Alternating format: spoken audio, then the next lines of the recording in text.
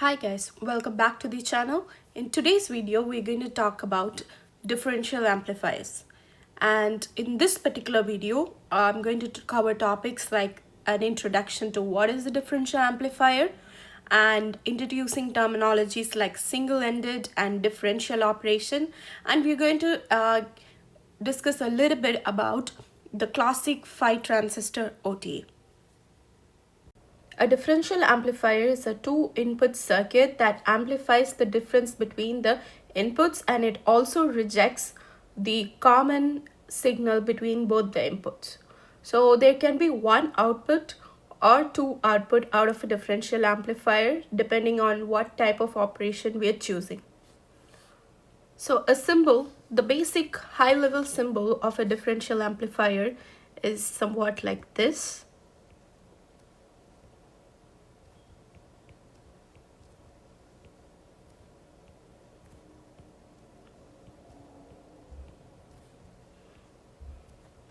And the output can be mathematically expressed as a gain times V1 minus V2. So it amplifies the difference between these signals, and the signals V1 and V2 are extremely small. Sometimes it's like few millivolts.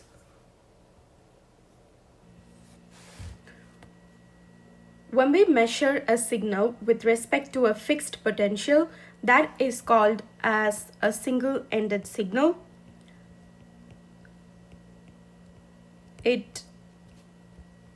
So I can draw a single-ended signal. It's something like this.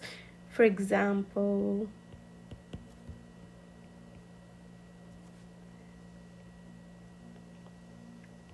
and if I am measuring V out with respect to a fixed potential, which is ground in this case, this is called as a single-ended signal.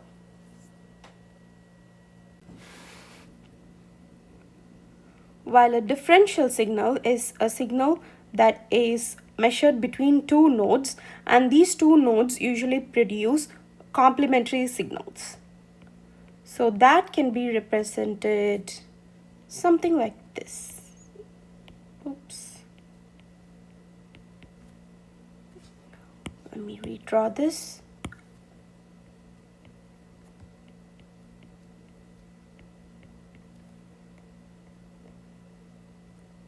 If this impedance is producing one signal, similarly there will be a complementary signal that is being produced by another circuit.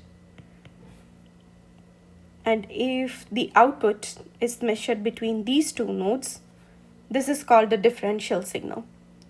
So usually one of the outputs would be something like this, and the other output would be complementary of this. So these two signals are equal and opposite, and they swing across a fixed level or a fixed potential. This center potential across which these two signals swing is called as the common mode level. There are a lot of advantages in using a differential operation over a single-ended operation, and one of the most important one is differential signals have a higher immunity to environmental noise. When I mean environmental noise, for example, in a crowded environment, I have a clock signal that is coming out of this system, and I'm trying to send a single-ended output through this line. And this single-ended signal can be corrupted due to this. So this is a victim signal that can get aggressed because of the aggressor, the clock signal. And this will give rise to a noise something like this. So instead of a proper sinusoidal, my signal can be something like this. But if I end up using a differential signal, in this case, I would be sending, I would be sending a similar signal, but that's opposite and swings across the same fixed potential. And this will also have the same noise disturbances but in the opposite direction. So in the end, my actual output signal will not be corrupted due to this noise. Differential signals also have like higher output swings compared to single-ended for a peak amplitude of VO. The output swing of a single-ended operation is 2 times VO, and the output swing of a differential operation is 4 VO. So before we move on to the 5 transistor OTA concept, there is a summary that I wanted to write down. So when I study, what I usually do is I kind of, once I go through or start the concept, there are like prerequisite summary that we kind of need to know for the concept. So I like to note down those points. So what is an op-amp? What are the ideal characteristics of an op-amp? Right? Ideally, an op-amp should have an infinite input resistance and it should have an infinite gain, and the output resistance should be 0. And the general symbol is this.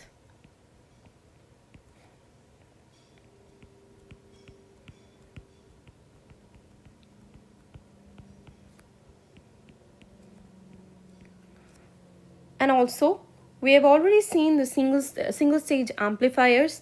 Let me write down a summary about those two. So there are 3 main topologies: common source, common drain, also called as source follower, and common gate.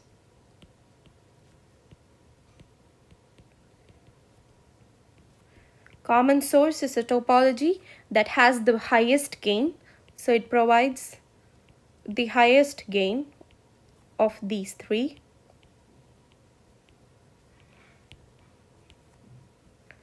Common drain or source follower, as the name suggests, acts as a voltage buffer.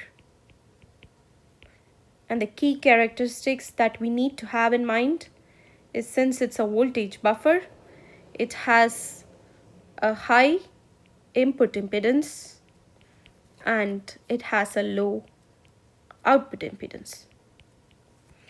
Common gate acts as a current buffer because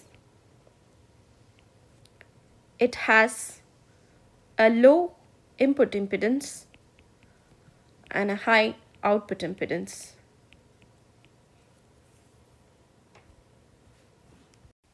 Since this video is getting longer, I've decided to split these concepts into different videos, and the next video would be about 5 transistor OTA. Thank you so much for watching. See you guys in the next video. Bye.